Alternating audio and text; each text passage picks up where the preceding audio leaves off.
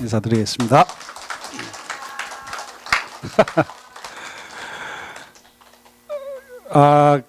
15일부터 버스 파업을 한다고 노동계에서 이렇게 협박을 해가지고 사실 저는 되게 긴장돼 있는 지금 상황입니다. 그래서 여러 가지 그 전에 그런 일이 없도록 잘 마무리를 해야 되는데 그런 일들로 오늘 오전 내내 뛰어다니다가 왔습니다. 오자마자 저한테 사람들이 협박을 하는데요. 그 질문 수준이 너무 높으니까 대답 잘해야 된다 그래요. 진짜 그래서 갑자기 긴장이 팍 되는 거예요. 예. 근데 사실 질문 잘 답변하겠습니다만은 더 중요한 것은 과연 문재인 정부는 이 경제 정책과 일자리 정책을 어떻게 가져가고 있는가. 그리고 우리가 저는 사실 좀 확신과 자신감을 가지자. 그 얘기를 오늘 좀 우리 당원분들께 한번 말씀드리고 싶어요.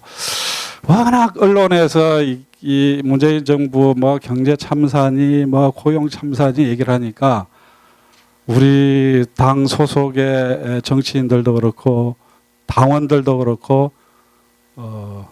많이 자신감을 잃어가고 있다 그런 생각이 좀 드는 거예요. 그래서 이 대통령께서는 우리 정책에 대해서 좀 적극적으로 홍보하자 그런 얘기를 많이 하십니다.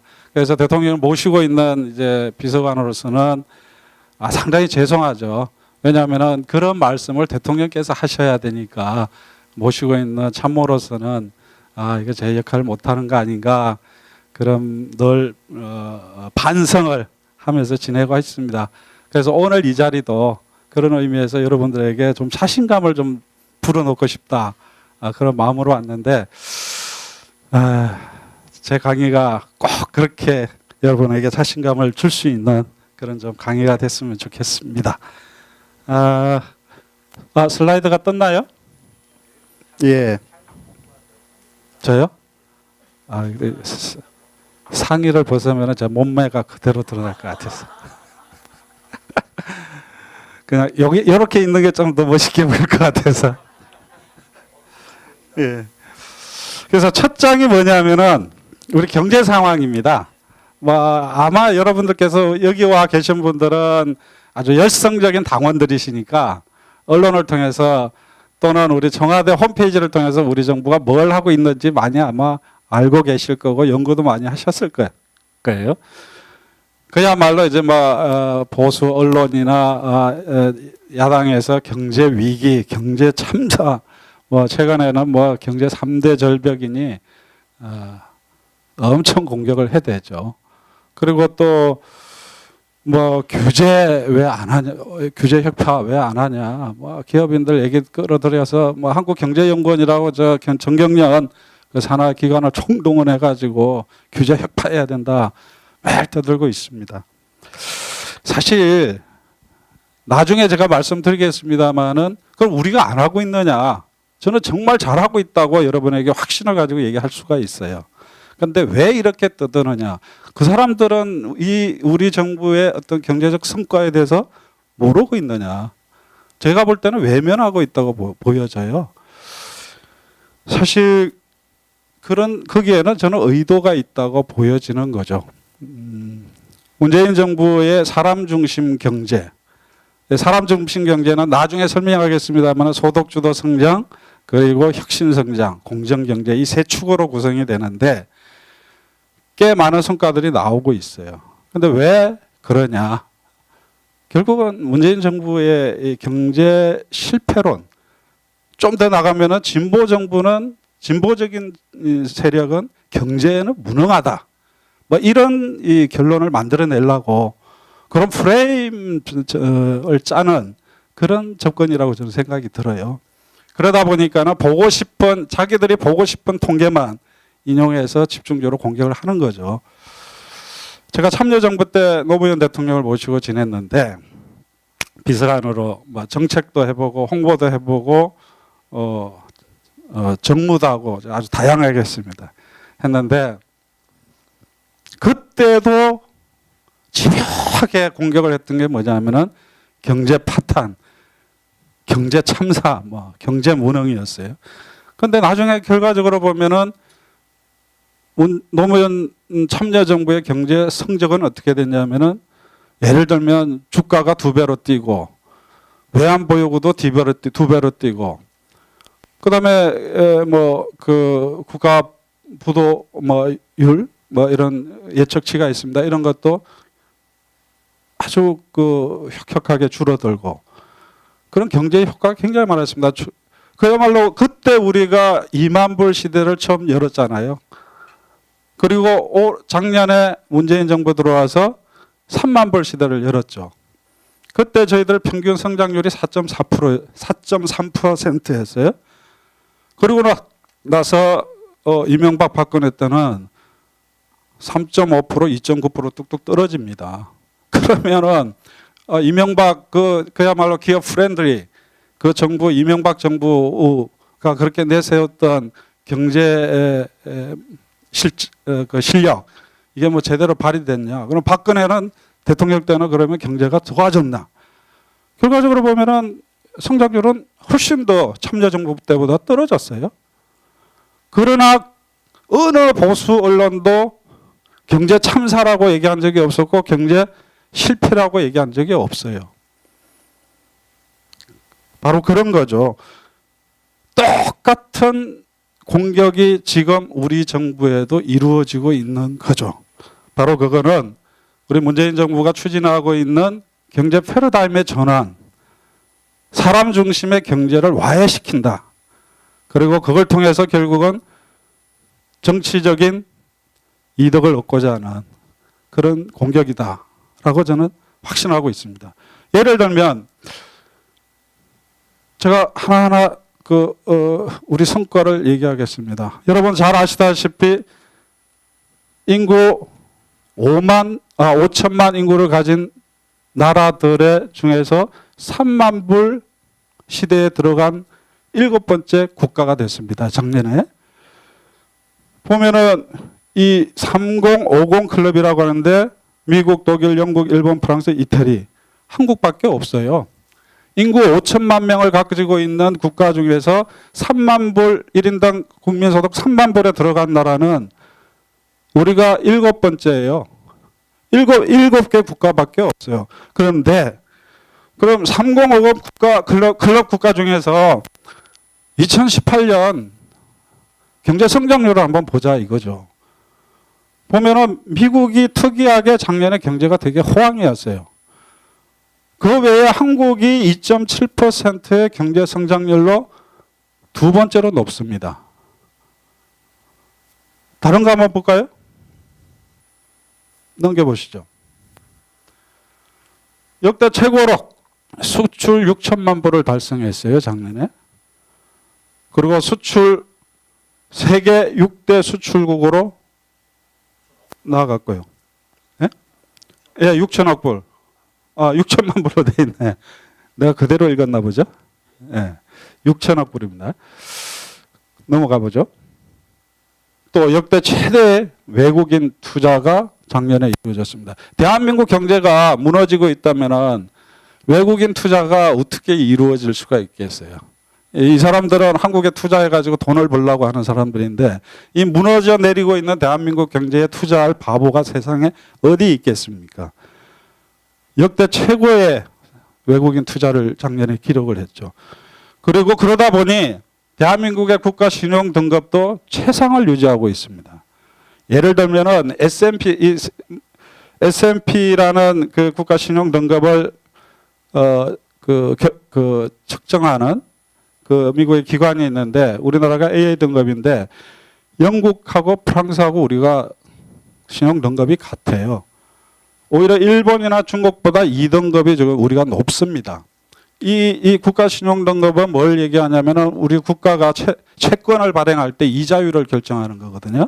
대한민국이 이자율을 결정하는 데 있어서 가장 신용 등급이 높기 때문에 이자율이 쌉니다. 다른 나라에 비해서. 이런 실적이 있습니다. 그다음에 CDS 프리미엄이라고 이게 뭐 경제에서 전문 용어인데 쉽게 하면은 국가 부도가 날 가능성이 있는 확률, 이건데 CDS 프리미엄이 2007년 금융위기 이후에 가장 낮습니다. 그러니까 뭐냐면은 대한민국의 부도 날 확률이 전혀 없다, 거의 없다라고 보시면 되는 거죠. 바로 그렇습니다. 보수 언론이나 야당에서 대한민국 경제 참사, 뭐 경제 파탄, 뭐 경제 무능 매일 얘기를 하지만은 우리 정부가 작년에 올렸던 성과입니다. 경제 성과거든요. 그런데 이 성과를 놓고 보면은 어떻게 대한민국의 경제가 무너져 내리고 있다 이렇게 얘기할 수 있겠어요. 그래서 우리 대통령께서 늘 하시는 말씀이 대한민국 경제의 펀더멘털은 좋다. 그러니까 이게 체력은 강하다. 이 말씀이거든요. 그래서 자꾸 위기 하지 마라. 이 경제는 늘 심리라고 그러잖아요. 그런데 진짜 위기 하다 보면 우리 스스로가 위기에 빠져가지고 경제가 위기에 빠질 수가 있는 거거든요. 대통령은 그걸 걱정하시는 거예요. 아니 이렇게 우리 경제 체력이 튼튼한데 왜 자꾸 정치권에서 위기라고 해가지고 실제 우리 경제를 위기로 끌고 들어가느냐. 대통령은 그렇지 않다라는 거를 말씀을 늘 하시죠. 그러다 보니까는 어떤 이런 이 공격에 좀 우리가 좀 위축돼 있는 분들은 대통령께서 너무 일반 여론하고 좀 동떨어진 말씀을 하신다. 또 이렇게 또 비판을 하는 분들이 있어요. 근데 대통령은 중심을 잡고 대한민국을 올바른 방향으로 끌고 가야 될 책임이 있잖아요. 그래서 그런 여론에 또는 그런 비판에 대통령이 흔들리면 안 되죠. 객관적인 현실을 정확하게 진단해서 국민에게 길을 열어줘야 되는 게 대통령의 역할인데 그 대통령께서 우리 경제 튼튼하니 걱정하지 말자. 그러나 요런 부분들은 아직 좀 부족하니 채워나가자. 그래서 보완해 나가겠다. 이런 말씀을 하시는 건데 그 보완하게 나가겠다는 얘기는 또 쏙 빼고 국민 여론과 동떨어진 얘기를 하신다. 이렇게 공격을 하는 거죠. 최소한 우리 당원만이라도 우리 경제 튼튼하다. 그리고 우리 정부가 이 경제 잘 끌고 갈 것이다. 라는 확신 가져주시기 바랍니다. 예. 그런데 사실은 경제가 튼튼합니다만은 역시 또 미래를 대비를 해야 됩니다. 그러면 우리 경제가 어떤 조건에 있는지 어떤 방향으로 가고 있는지 잘 살펴볼 필요가 있는데 저는 늘 이 자료를 많이 인용을 합니다. 지난 30년간 우리 대한민국의 경제 성장률은 어떻게 변해 왔는가 보면은 노태우 정부 때부터 박근혜 정부 때까지 제가 한번 계산을 해보니까 8.3%에서 2.9%까지 해서 보면은 30년으로 나눠보니까 평균 1년에 우리 경제 성장률이 0.18%씩 떨어지고 있어요.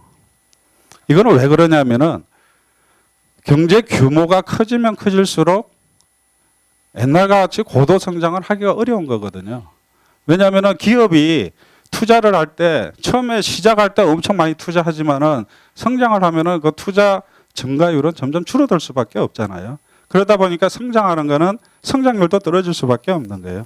세계 경제도 똑같은 현상입니다. 세계 경제 성장세도 쭉 마이너스로 이렇게 줄어들고 있는 거거든요. 우리 경제도 이제 그런 과정을 거치고 있는데 그래서 예를 들면은 박근혜 대통령 때 성장률보다 지금 좀 떨어졌다고 해서 마치 이게 경제정책의 실패다. 이렇게 몰아가는 거는 이런 어떤 경제 성장률의 추세를 놓고 보면은 그래도 지금 우리가 지금 잠재 경제 성장률을 2% 후반 정도로 보고 있는데 중후반으로 보고 있는데 잠재 성장률만큼은 적어도 2018년까지는 가고 있다. 그래서 정상적으로 가고 있다. 이렇게 보면 됩니다. 그리고 고용. 제가 일자리 수석이 됐는데 참 이 고용 문제는 저한테는 이제 제 가장 큰 임무인데 사실 성장하면서 고용도 점점 떨어질 수밖에 없습니다. 처음에 막 경제 계획을 해서 경제가 막 부흥을 해 나갈 때는 이 일자리도 팍팍 느는데 이게 어느 정도 단계에 가면은 고용도 줄어들 수밖에 없어요. 늘어나는 속도가 줄어들 수밖에 없습니다. 그래서 이런 현상이 있고 또 하나는 이게 사실은 우리 경제 정책의 근거가 되는 되게 중요한 부분인데 대한민국의 이 임금 격차는 세계 최고 수준입니다. 여기 보면은 한 세 번째 정도 되고요. 이게 OECD 통계인데 그 다음에 저임금 노동자 비중도 세계 OECD 국가 중에서 뒤에서 네 번째 정도입니다. 그러니까 뭐냐면은 저소득 노동자들이 많고 그러다 보니까 임금 격차가 큽니다. 요새 젊은 친구들이 중소기업을 안 가려고 하잖아요. 왜 안 가려고 그러겠어요? 나 대학교까지 나왔는데 당연히 좋은 직장 가고 싶은데 중소기업 가려니까 임금이 대기업에 비해서 60% 정도밖에 안 돼요. 그러니까 그렇게 열심히 공부했는데 중소기업 가려니까 아쉽죠. 그래서 자꾸 대기업을 보고 그걸 준비하다 보니까 중소기업에서는 사람이 없다라는 얘기가 나오는 거죠. 그래서 이 임금 격차를 줄이는 거는 우리 고용의 그런 왜곡을 해소하는데 되게 중요한 정책적인 과제입니다. 그런데 이 임금 격차를 줄이려면은 결국 중소기업의 근로자들의 임금을 올려야 되는데 중소기업의 근로자들의 임금을 올리자니 중소기업의 사장님들이 돈을 줄 능력이 돼야 되는데 또 그거는 또 안 된단 말이에요. 이게 우리가 가지고 있는 지금 딜레마죠. 그래서 우리가 최저임금을 둘러싼 많은 논란의 하나는 최저임금을 올려서 저임금 노동자들을 줄여줘야 되는데 그러다 보니까는 사업하시는 분들이 힘들고 이 딜레마를 어떻게 해결할 것이냐가 앞으로 저희들한테는 되게 큰 과제가 됩니다. 또 대한민국은요, 세계 최고의 자동화 수준을 가지고 있어요. 그러니까 이게 자동화라는 게 뭐냐면은 사람을 안 써도 되는 거죠. 그러다 보니까는 우리의 고용 상황은 다른 나라의 OECD 선진국들에 비해서 고용률이 낮은 편에 속합니다. 그 이유가 뭐냐면은 자동화 수준이 세계 최고의 수준을 가지고 있기 때문에 그런 거죠. 그래서 다시 넘겨보면은 그런데 또 하나의 새로운 상황이 또 벌어지고 있는 거죠. 저출산 고령화가 심화되고 있는 거예요. 저출산 시대라는 건 뭐 잘 아시다시피 사람이 줄어들면 소비가 줄어들 것이고 소비가 줄어들면은 경제 성장에 마이너스로 작용할 거 아니에요. 이게 또 우리가 직면하고 있는 새로운 또 하나의 도전입니다. 그래서 또 있네요. 보니까 이게 기업 우리가 여기가 2000년도입니다. 그리고 2017년인데 우리가 쭉 고도 성장을 해왔잖아요. 근데 성장을 해왔는데 경제 성장의 89.6%로 성장을 했는데 가계 소득은 우리 집의 소득은 31.8%밖에 안 늘었어요.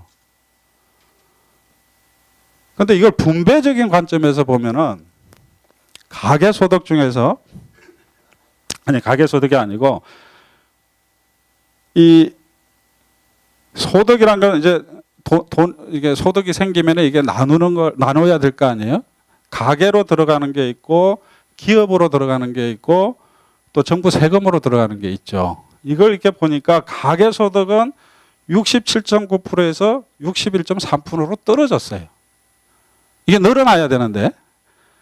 그다음에 기업 소득은 17.6%에서 24.5%에서 올라갔죠. 정부 소득은 14.5에서 거의 비슷하게 14.1% 오히려 떨어졌네요. 이게 뭘 의미하냐? 결국은 우리가 성장이라는 거는 투자를 통해서도 성장하고 수출을 통해서 성장하지만은 소비를 통해서도 성장하잖아요. 가계 소득이 성장하는 만큼 안 늘고 또 소득의 소득이 기업 소득 쪽으로 늘어나니까 소비가 잘 안 되는 거죠. 그래서 우리가 여태까지 성장했던 거는 주로 투자 주도 또는 수출 중심의 성장이었던 거지 소비는 별로였던 거예요. 그래서 아마 여러분들 경제정책 발표할 때 보면은 내수 진작이라는 얘기는 많이 들어왔을 거예요. 근데 내수 진작 해가지고 그렇게 떠들어갔지만은 내수 진작된 경우는 한 번도 없어요. 나중에 얘기하겠지만은 우리 정부 들어와가지고 이게 조금씩 달라지고 있다. 그래서 아이고 또 있어요. 넘어가죠. 너무 많으니까. 그래서 우리 정부가 소득주도 성장을 얘기하게 된 게 또 혁신 성장을 얘기하게 된 게 이런 공식이 있는 거예요. 이게 경제학에서 나오는 뭐 기본적인 공식이랍니다. 이게 이제 국민 소득이고 소비가 있고 투자가 있고 정부 주출이 있고 순수출이 있는데 그동안에는 이제 투자 중심으로 왔다면은 그래서 이제 단발 엔진으로 왔다면은 이제는 소비하고 투자를 같이 가자. 근데 소비가 되려면 국민들이 돈이 있어야 될 거 아니에요. 내 호주머니에 돈이 있으니까 돈이 있어야 쓸 거 아니에요.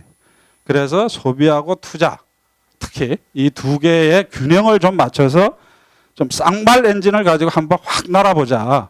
그래서 아까 말씀드렸듯이 지금 우리 성장률이 쭉 떨어져 왔잖아요. 요걸 이렇게 다시 반전시켜 보자. 라는 게 문재인 정부의 제이노믹스, 사람 중심 경제입니다. 그래서 그렇게 됐고, 그래서 소득주도 성장, 혁신성장, 공정경제 이 세 축을 가지고 저희들이 경제정책을 끌고 가고 있다라는 거고, 소득주도 성장에 대한 오해가 좀 있어요. 뭐냐면 최저임금이 워낙 논쟁이 되다 보니까 마치 소득주도 성장은 최저임금만 있는 줄 아는데 세 가지입니다. 가계소득을 늘리는 거, 생계비를 경감시켜주는 거, 그리고 사회안전망을 확충하는 건데요. 가계소득 정대라는 거는 뭐 여기에는 최저임금이 들어갈 수는 있습니다. 주로 이제 임금과 관련된 부분이고, 생계비를 경감시켜주는 거, 예를 들면은 문재인 케어 아시죠? 문재인 케어 저 의료비를 왕창 줄여줬잖아요. 우리가 건강보험 체제인데 우리가 병원에 가서 치료를 하면은 지금 보험을 통해서 보장해주는 비율이 한 60% 됩니다. 이거를 한 70%로 올리자라는 게 문재인 케어의 목적입니다. 근데 유럽 선진국들은 그게 한 80% 정도 돼요. 그러니까 아직 문재인 케어를 통해서도 우리가 의료 보장을 해주는 비율은 70%밖에 안 된다. 근데 여하튼 간에 그래서 요새 그 병원에 갔다 오신 분들이 기존에 못 받던 급여를 받을 수 있게 돼가지고 되게 만족도가 높습니다. 사회안전망 확충, 요거는 뭐냐면은 뭐 생계비 경감 중에 저런 것도 있죠. 공공임대주택. 우리가 그걸 한 135 정도, 아니지. 제가 숫자 정확하게 기억은 안 납니다만은 어떤 공공임대주택을 대량으로 공급하겠다, 이런 것들도 우리 생계비, 소득주도 성장에 포함이 되고, 그 다음에 사회안전망 확충. 요게 이제 예를 들면은 치매 노인 국가, 치매 국가 책임제. 이게 이제 대표적인 사회안전망 확충이죠. 옛날 같은 게 가족, 어머니, 아버지 중에 치매 걸리면 온 가족이 그냥 고통을 안 하는데, 이제 전 시도에 여기에 대한 이제 센터를 만들어서 사전 예방도 하고 치료를 해주는 것을 도와주는 그 서비스를 했는데, 그게 이제 치매 국가 책임제입니다.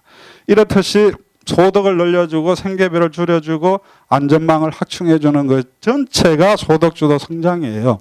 그런데 이제 언론에서는 최저임금 그거 하나 딱 가지고 소득주도 성장은 이제 뭐 소주성이라 그러더만 줄여서 망했다, 뭐 와해됐다, 포기해라. 근데 이거 포기하라는 거는 사회복지로 가는 걸 포기하라는 얘기하고 똑같은 거기 때문에, 그는 전혀 이 소득주도 성장에 대한 개념을 이해하지 못한 데서 오는 비판이라고 보면 됩니다. 그래서 소득주도 성장, 혁신성장, 공정경제 이렇게 해서 이제 경제 패러다임을 전환하려고 하는 건데, 작년에 우리 경제 성장률이 2.7%였잖아요.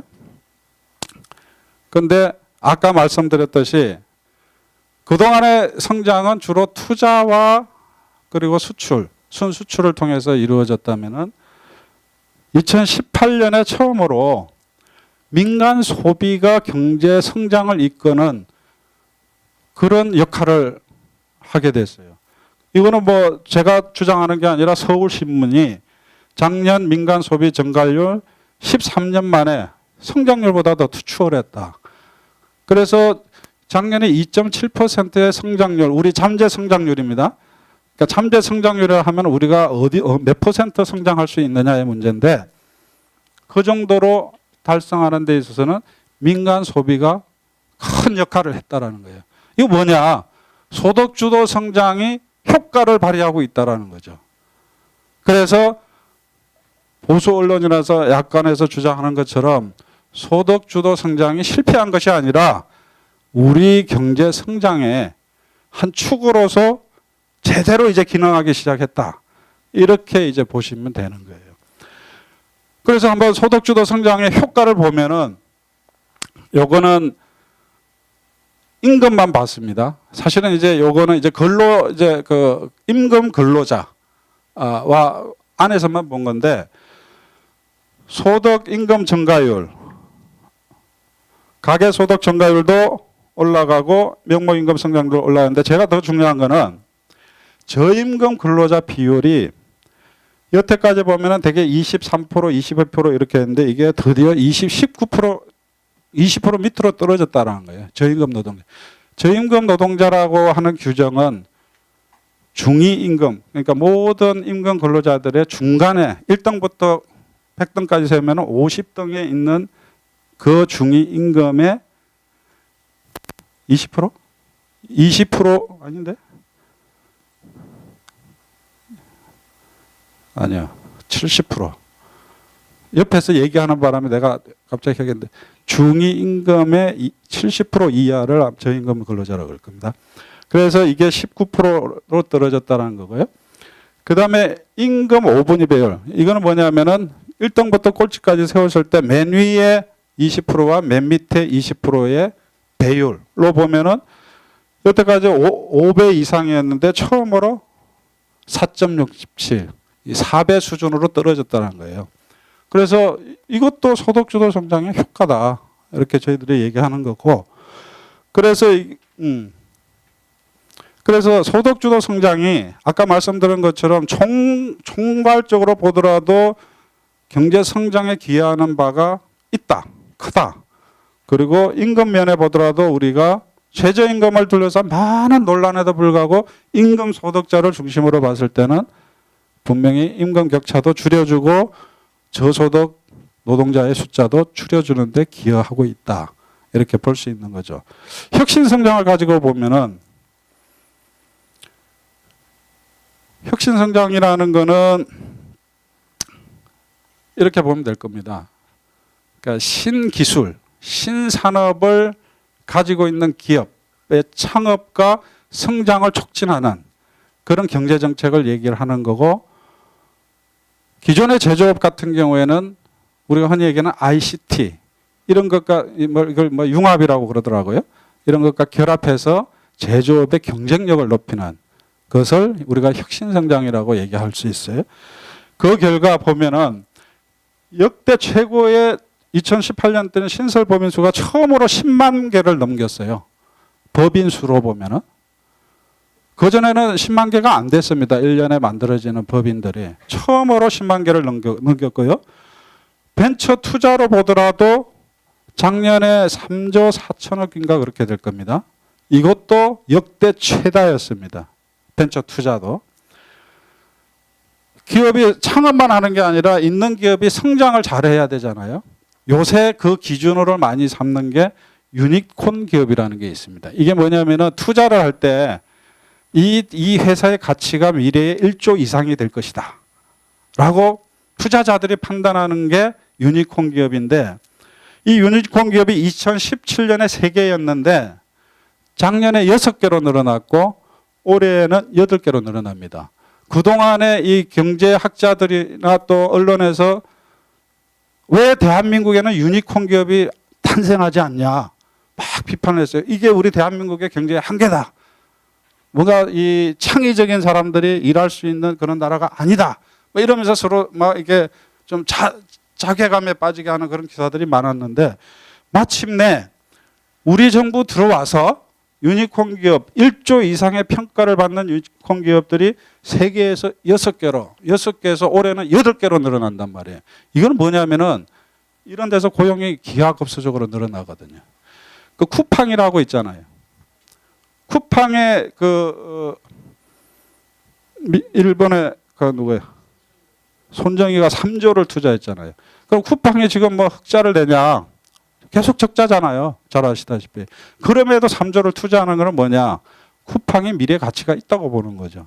그런 기업이 이제 8개, 우리 정부 들어서 이게 목표가 20개를 만드는 겁니다. 그런데 벌써 8개로 갔어요. 그 다음에 천억벤처가 516년 513개에서 572개, 이게 천억의 매출을 만드는 벤처를 얘기하는 거고요. 1조 원 벤처는 4개에서 11개로 이렇게 늘어나고 있습니다.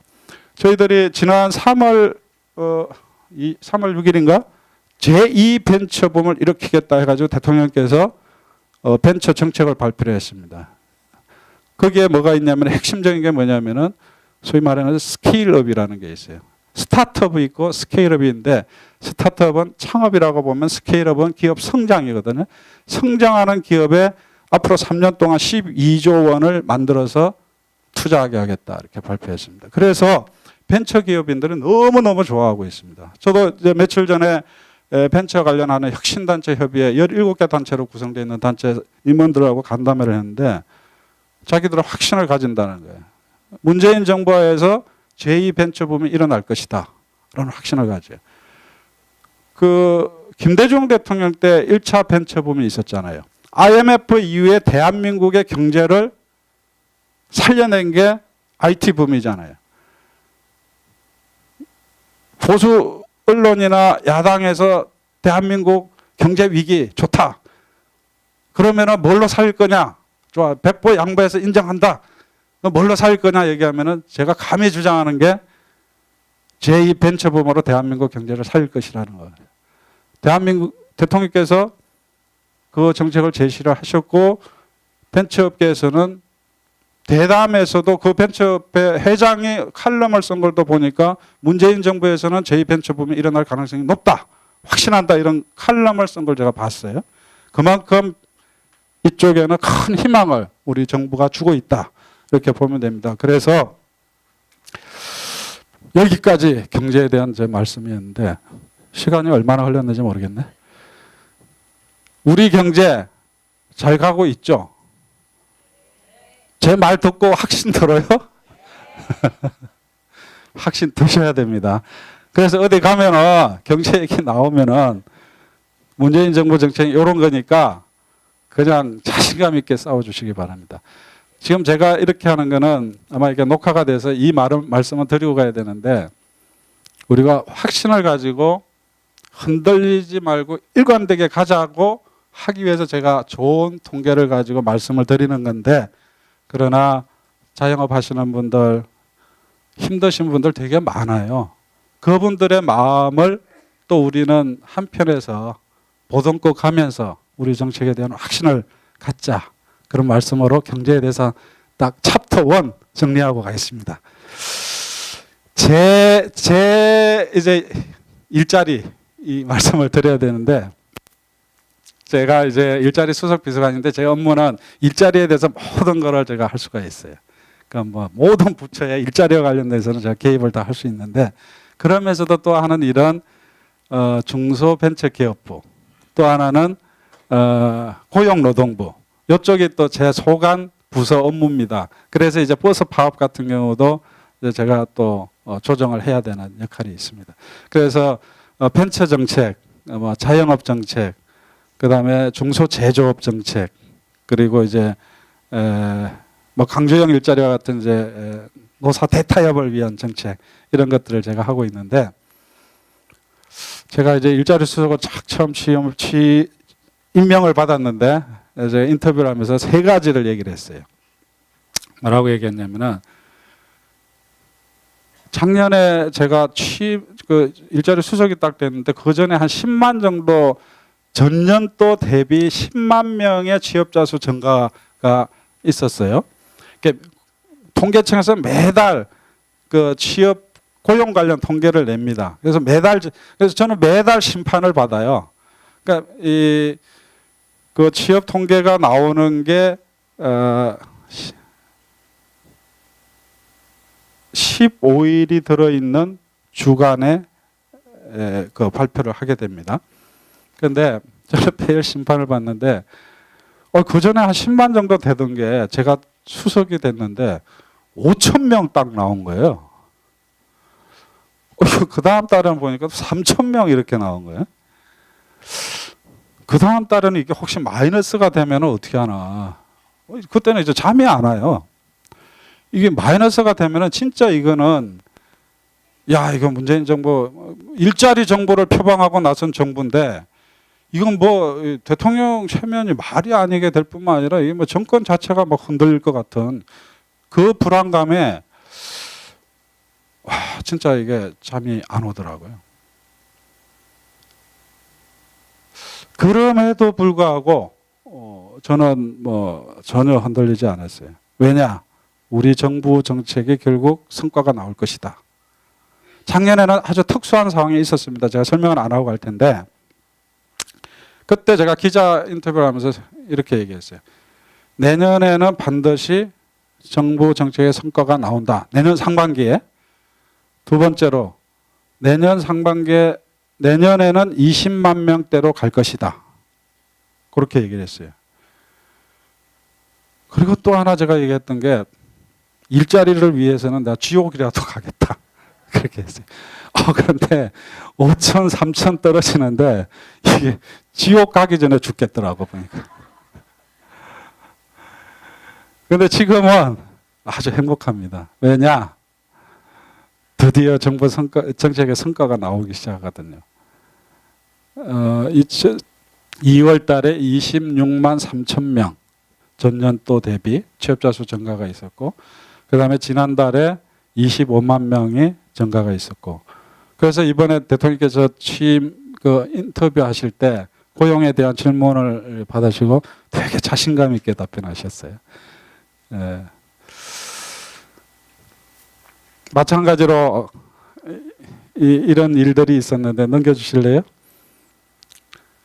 사람들이 오해를 하는 게 있어요. 뭐냐면은 고용 참사 뭐 이렇게 얘기를 하니까 마치 취업자 숫자가 무슨 이게 꺾어져 가지고 마이너스가 되는 걸로 착각들을 하는 거예요. 전혀 그렇지가 않습니다. 이게 취업자 숫자는 계속 늘어가고 있어요. 그런데 이게 계절별로 좀 다릅니다. 왜냐하면 이제 겨울에는 아무래도 사람들이 일하는 숫자가 줄어들 거고 여름이나 가을 쪽에는 가을이나 이런 쪽에 늘어날 거예요. 그래서 취업자 숫자를 보면은 보통 2,620만 명에서 2,720만 명 이 사이에서 변동이 왔다 갔다 합니다. 그래서 최대로 많이 늘어났을 때의 취업자 숫자는 이렇게 계속 올라가고 있다는 거예요. 그래서 이게 고용 참사는 아니에요. 계절에 따라서 시기에 따라서 조정이 있을 뿐이지 이런 거를 이제 언론에서는 뭐 고용 참사니 뭐 소득주도 성장 때문에 뭐 고용이 오히려 줄었니 이렇게 공격을 하는 거죠. 넘겨보실래요? 근데 중요하게 봐야 될 게 뭐냐 하면은 고용률과 취업자 수라는 게 있어요. 고용률이라는 거는 경제활동 인구 중에서 취업을 해가지고 일하는 사람이 몇 명이나 되냐라는 거예요. 그러니까 100명 중에서 뭐 예를 들어서 67명이 일하고 있다 그러면 고용률은 67%가 되는 거예요. 그래서 중요한 거는 이 고용률을 봐야 되는 거예요. 근데 취업자 수는 보면은 이게 2011년부터 경향적으로 보면 이렇게 쭉 줄어들고 있습니다. 이 취업자 수라는 건 뭐냐면은 전년 대비 이번 달에 취업자 수가 얼마나 늘어났느냐. 요걸 보는 건데 이거는 연도별 해놨는데 취업자 수가 줄어들어요. 아까 제가 그 경제 얘기를 하면서 이미 경제 구조 자체가 우리 경제 구조 자체가 고용 없는 성장, 저성장의 구조화되어 있는 사회에 접어들었다라는 거죠. 그렇기 때문에 취업자 수는 갈수록 무한정으로 뭐 옛날처럼 뭐 60만, 50만 이렇게 늘어날 수가 없습니다. 이거는 시간이 갈수록 점점 줄어들 수밖에 없어요. 더더구나 인구가 줄어들잖아요. 요새 뭐 40대 고용 취업자 수가 마이너스다 이런 얘기가 나오는데 거기에는 물론 그 산업적인 구조적인 문제도 있습니다만은 인구적인 요소도 크게 작용을 합니다. 왜 그러냐면은 30대, 40대 인구가 생산 가능 인구라 그러는데 그 숫자가 20만 명이 작년에 줄어들었어요. 그럼 20만 명이 줄어들면 어떻게 되냐면은 고용률을 70%로 봤을 때 20만 명 중에서는 14만 명이 일을 고용이 될 거 아닙니까? 근데 그 14만 명이 사라져 버리는 거예요. 그러면은 다음 년 때 보면은 그 14만 명이 마이너스로 나타나는 거거든. 그래서 이게 지금 인구적인 영향이 이 취업자 수에 엄청 큰 영향을 미치고 있습니다. 그래서 저희들이 볼 때는 지금 인구에 의한 마이너스 효과가 한 4만 명에서 5만 명 정도가 취업자 수 마이너스에 영향을 미치고 있다 이렇게 보고 있는데요. 여하튼 그래서 고용률은 당연히 올라가야 좋은 거고 취업자 수도 당연히 올라가야 좋지만은 구조적으로 취업자 수는 떨어질 수밖에 없다는 거예요. 전년 대비. 그렇게 보면은 고용률을 늘 중요하게 봐야 되는 거죠. 근데 언론은 매일 이거는 안 보고 요것만 가지고 매일 조지는 거예요. 어휴, 지금 작년에는 30만 명인데 올해는 10만 명밖에 안 된다. 고용 참사다. 이렇게 몰아붙이는 거예요. 정말 이거는 팩트 자체를 왜곡해도 심하게 왜곡하는 거죠. 이걸 봐야 되는 거죠. 그런데 고용률은 2017년이나 2018년이나 큰 차이가 없어요. 그리고 최근에는 고용률이 올라갔습니다. 66.2%인데 이거는 전년 동월 대비 0.1%가 올라갔어요. 그래서 고용률은 우리가 결국은 이게 제일 고용률이 높을 때는 아까 말씀드렸듯이 일을 많이 하는 계절 되면 한 67.1%, 2%, 67.1 정도 갑니다. 그다음에 한참 떨어질 때는 65.8까지 떨어지기도 하고 그러는데 결국 이제 최대 고용률은 우리가 한 67% 이상으로 쭉 올라가야 좋은 거죠. 그래서 다행히 지난달에는 취업자 숫자도 25만 명 늘고 고용률도 0.1% 늘어나가지고 아주 좋은 신호를 보여주기 시작한 거죠. 이게 다 우리 일자리 정책의 성과라고 저는 보고 있습니다. 고용의 질도, 고맙습니다. 박수 받으니까 기분 좋네요. 고용의 질도 좋아지고 있습니다. 상용직이라고 있어요. 상용직이라고 하면 일주일에 36시간 일을 하는 사람을 상용직이라고 합니다. 고용 통계를 발표를 할 때 일주일에 1시간 이내로 일하는 사람을 일주일에 15시간 이내로 일하는 사람을 임시직이라고 하고 일용직이라고 하고 그다음에 15에서 36시간 사이를 일하는 사람을 임시직이라고 하고 36시간 이상 일하는 사람을 상용직이라고 하는데 중요한 거는 상용직이 많이 늘어나야 되잖아요. 그래서 상용직은 이렇게 꾸준히 늘어나고 있습니다. 그러나 우리 정부 들어와서 그 속도가 더 빨라지고 있어요. 대신에 임시직과 일용직은 줄어들어야 좋은 거잖아요. 임시 일용직은 줄어들고 있어요. 그래서 이 고용 위기 얘기할 수 없는 그런 질적인 내용을 보여주고 있는 거고요. 우리가 정부가 한 것 지금 중요한 게 뭐냐면 늘 비정규직 얘기하잖아요. 그래서 정부가 과감하게 적어도 공공기관에서는 비정규직 없애겠다 대통령이 얘기하셨죠. 그래서 저희들이 계산을 해보니까 한 20만 명 정도가 비정규직 대상이 되더라고요. 근데 지금 그 비정규직을 정규직화 시킨 숫자가, 그러니까 정규직화 된 숫자가 지금 13만 8천 명으로 되는데 아마 더 늘어나가지고 14만 명 이상이 가 있을 겁니다. 그래서 이걸 계속 추진하면 이제 20만 명 이상이 안정된 직장을 가지게 되는 그런 나라가 되는 거죠. 이거는요, 어느 정부도 시도해보지 못했던 거예요.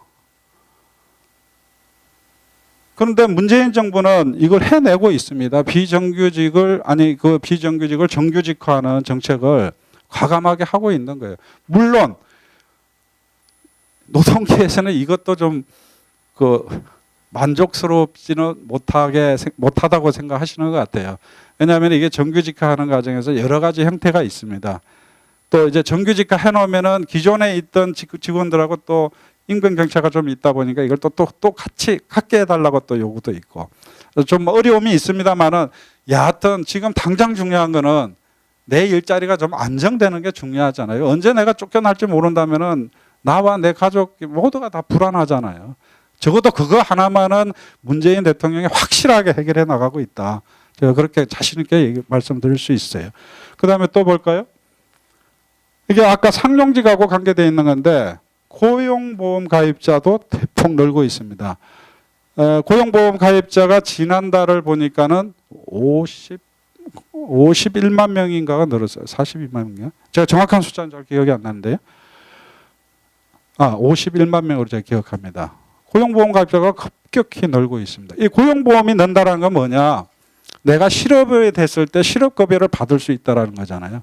그만큼 많은 노동자들이 그동안에는 복지 혜택을 받지 못하다가 이제는 복지 제도의 혜택을 받을 수 있는 그런 대상이 점점 더 늘어난다는 얘기죠.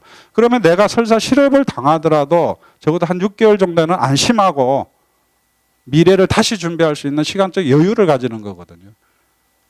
그런 점에서 보면은 우리 정부들에서 고용보험 가입자가 이렇게 급격히 많이 늘어나는 거는 또 한편으로는 우리 사회를 안정시키는 데는 큰 기여를 하게 될 거라고 저는 믿고 있고요. 특별히 청년 고용 문제죠. 대통령께서 2018년 초에 청년들을 위한 특단의 대책을 내놔라 해가지고 저희가 만든 정책이 뭐냐면은 청년 추가 고용 장려금이라는 게 있습니다. 그리고 또 하나는 청년 내일 체험 공제라는 제도가 있어요. 지금 이게요 인기가 너무 좋아가지고 5월 달에 돈이 지금 파닥나게 생겼습니다. 그래가지고 지금 추경액을 요청을 해놨는데 추경액이 통과가 안 되면 큰일 나요. 청년 추가 고용 장려금은 뭐냐면은 중소기업과 중견기업이 청년 숫자가 있을 거 아닙니까? 고용하고 있는 숫자. 거기서 플러스 1을 해주면은 연 900만 원의 임금을 정부가 보존해 주는 겁니다. 지원해 주는 제도예요. 고용보험을 통해서. 그래서 이게 처음에는 사람들이 잘 몰랐어요.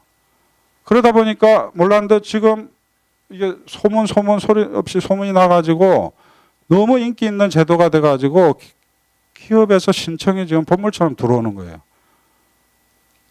청년 내일 체험 공제는 뭐냐면은 2년 또는 3년 기간에 자기 돈 400 또는 600만 원을 내면은 3년 동안에 2천만 원 내지 3천만 원의 목돈을 만들 수 있는 제도입니다.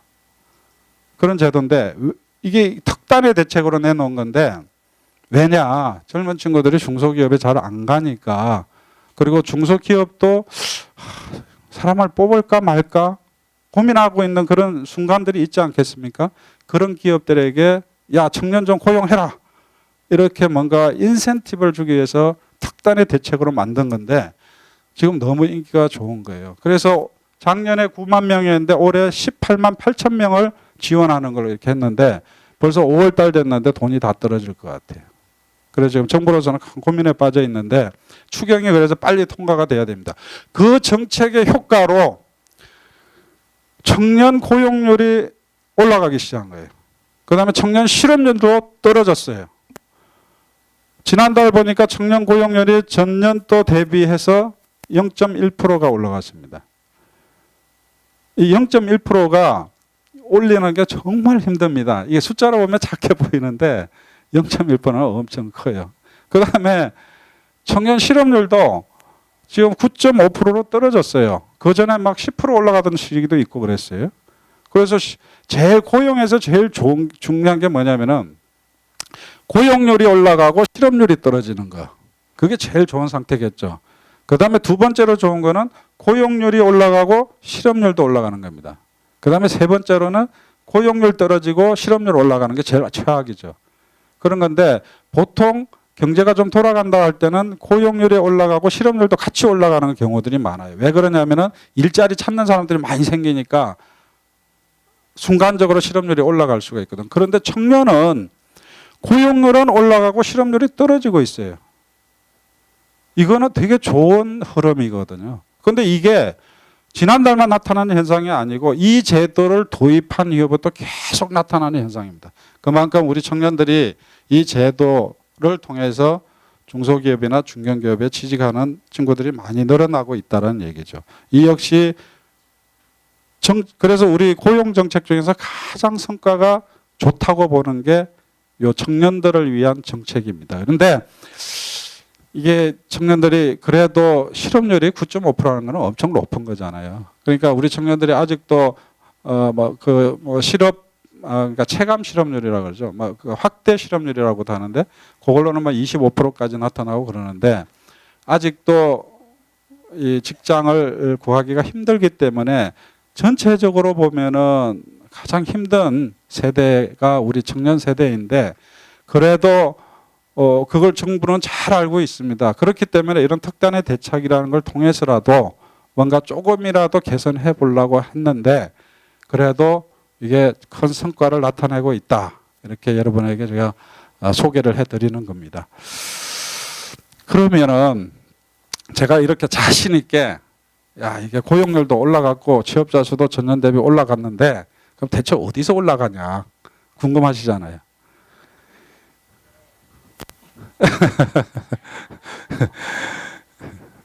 이걸 보시면 알아요. 제일 많이 오르는 데가 보건사회복지. 희한하게 농업 인구가 많이 늘어요. 그 다음에 정보통신산업, 전문과학기술 서비스 이렇게 올라갑니다. 이게 주로 하고 있죠. 제일 문제가 이게 제조업이 이게 마이너스예요. 그래서 저는 이렇게 보는 겁니다. 우리의 고용정책은 고용을 늘리는 쪽은 쌍두마차가 있다. 하나는 신산업 신기술 쪽의 창업, 벤처 쪽이다. 그게 이 정보통신 이쪽이고요. 그 다음에 사회 서비스 분야다. 그래서 이게 보건복지, 복지 이쪽이 됩니다.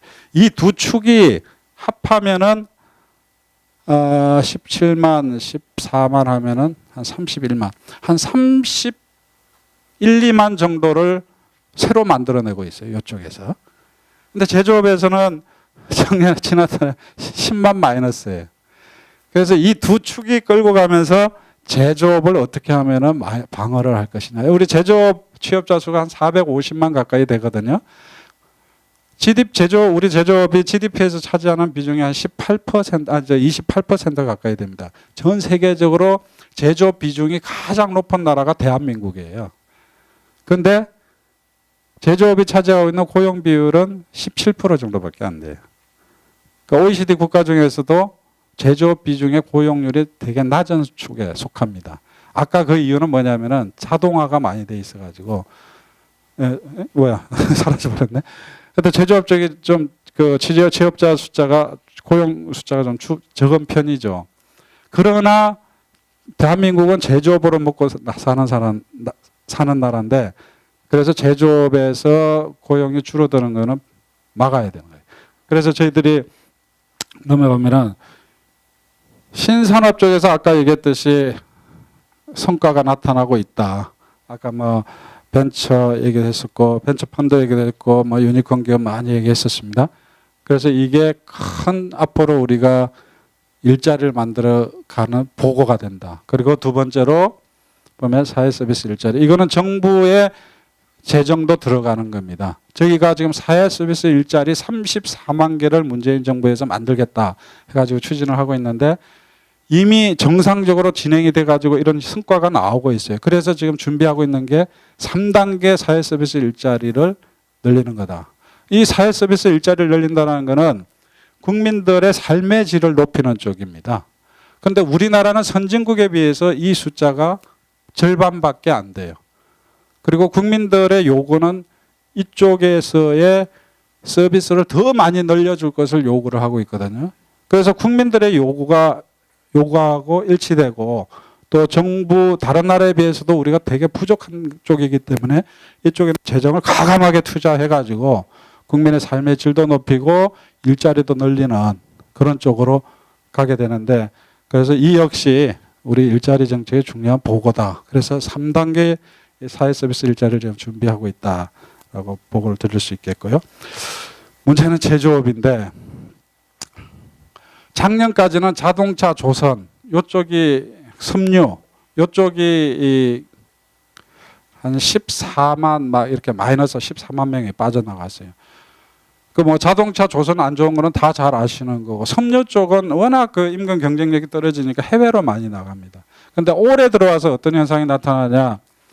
반도체, 디스플레이, 그다음에 핸드폰, 이런 쪽이 되게 어려워요. 이게 이미 시장이 포화 상태가 있고, 또 한편으로는 중국이 막 따라오니까 이제 새로운 뭔가 이 제조업 부분에서 새로운 전환이, 산업적 전환이 필요한 시기인데 시간이 좀 걸리는 거죠.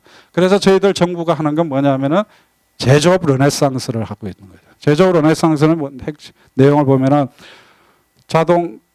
자동차, 조선업 대책을 이미 발표를 했습니다. 그 다음에 최근에 뭘 했냐면은 시스템 반도체 육성 정책을 발표했어요.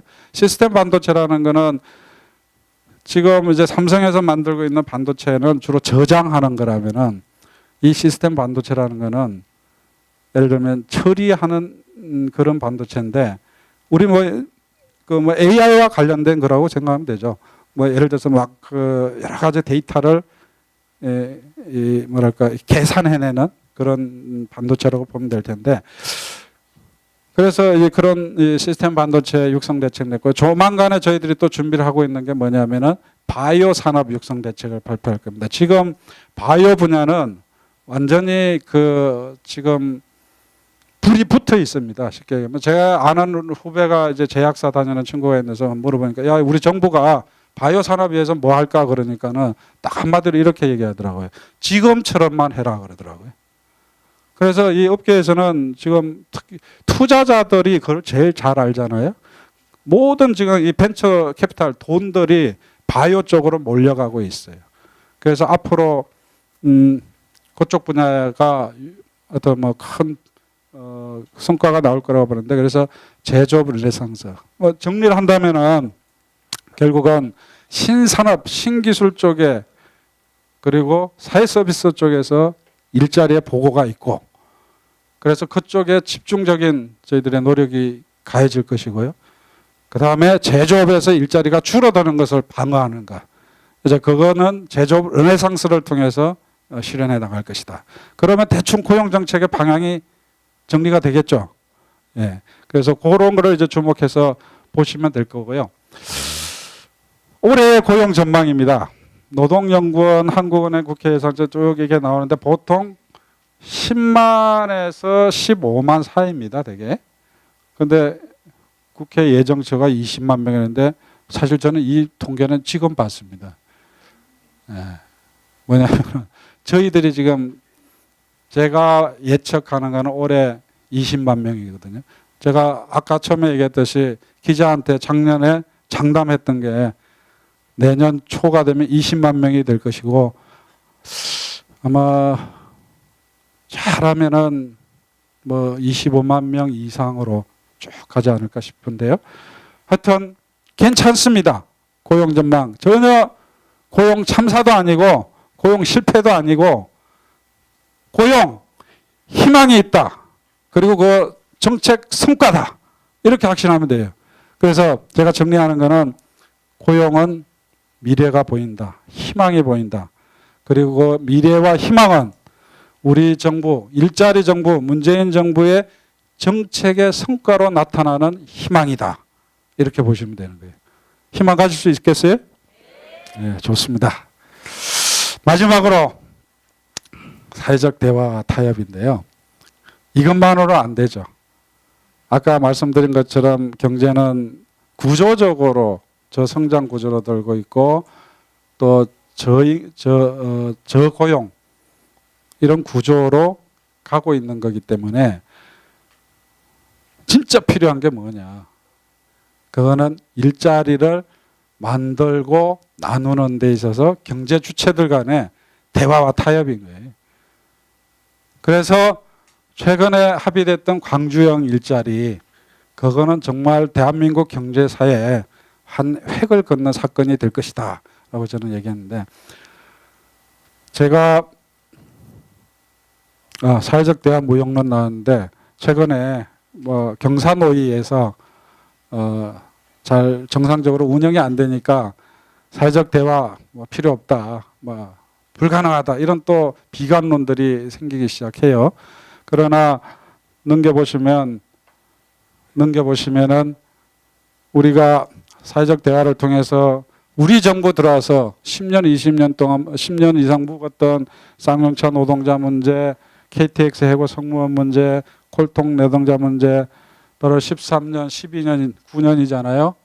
이것들 우리 문재인 정부 들어서 해결 다 했단 말이에요. 이거는 대화와 타협을 중시하는 문재인 정부만이 해결할 수 있는 사건이에요. 그 정부에서 아무도 해결하지 못했던 거를, 이런 장기 미제들을 하나하나 매듭을 지어가고 있는 거거든요. 이거 하나 해결하려면요, 정말 진이 빠집니다. 근데 이게 우리 2년 만에 다 풀어낸 거거든요. 그리고 탄력근로제, 그거 아무도 안 될 거라고 얘기했지만 경사노위에서 노사정이 합의해가지고 탄력근로제 통과시켰잖아요. 그 노동계의 대표가 탄력근로제 동의하면요, 노조 내부에서는 반발 세력 때문에 견딜 수가 없습니다. 그 결단하지 않으면 어려운 거예요. 경총 회장도 마찬가지예요. 조직 내에서는 자기 걸, 지금 분위기가 뭐냐면은 100개 내가 얻을 것만 얻고 줄 거는 생각들을 안 하거든요. 그런데 얻을 거는 얻고 양보할 거는 양보하는 그 타협을 한다라는 거는, 두 분은 한국노총 위원장과 경총회장은 자기 자리가 걸려있는 결단을 한 거예요. 우리가 그런 거를 정말 존중해주고 그 성과를 제도화해서 이런 것들이 확산될 수 있도록 해야 되는 거거든요. 근데 그게 참 잘 안 되는 게 저는 되게 아쉽습니다. 광주형 일자리, 이게 마지막으로 제가 드린 말씀인데, 제가 사실은 광주형 일자리를 제가 이제 2017년 10월 달부터 이제 추진을 했었어요.